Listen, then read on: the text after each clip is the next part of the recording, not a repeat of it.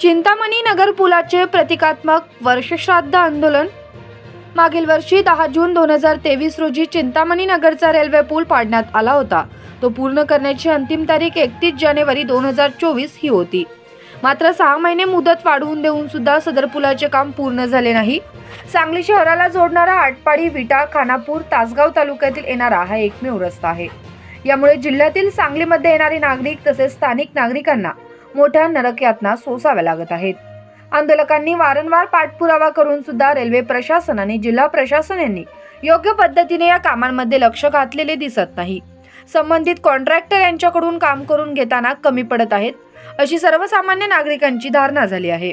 संबंधितांना जाग आणण्यासाठी तसेच लवकरात लवकर पूल पूर्ण करण्यासाठी आज सदर पुलाचे प्रतिकात्मक वर्षश्राद्ध आंदोलन करून 200 लोकांचे श्राद्धाचे जेवण सुद्धा घालण्यात आले। सदर कार्यक्रमाच्या अनुषंगाने जुलै अखेर काम पूर्ण नाही झाल्यास बेमुदत रेल रोको आंदोलन करण्यात येणार आहे, असा इशारा सर्व आंदोलकांच्या वतीने देण्यात येत आहे।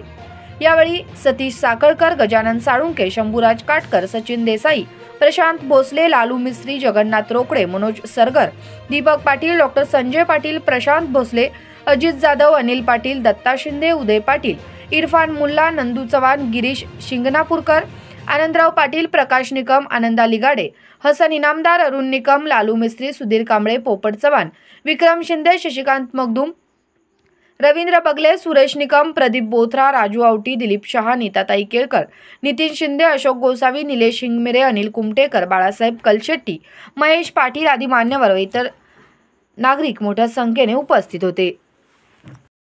जून 2024 आहे। 10 जून 2023 ला बरोबर 1 वर्षापूर्वी हा सांगलीतल्या आत्मा असलेला सांगली, तासगाव आणि खानापूर आटपाडी जोडणारा मुख्य रस्ता आहे। तिथं चिंतामणी नगरचा रेल्वे पूल पाडून आज 1 वर्ष झालंय। गेल्या पूल पाडल्यापासून आपण वारंवार प्रत्येक गोष्टीचा पाठपुरावा केला, जिल्हा प्रशासन असेल, रेल्वे असेल। मात्र ह्या जानेवारी 2024 ला पूल जो पूर्ण व्हायला पाहिजे होता, त्याच्यानंतर आज 7 महिने झाले। आज 10 जून 2024 आहे, मात्र सदर पुलाचे काम आता सुद्धा 50% वर सरकलेलं नाही।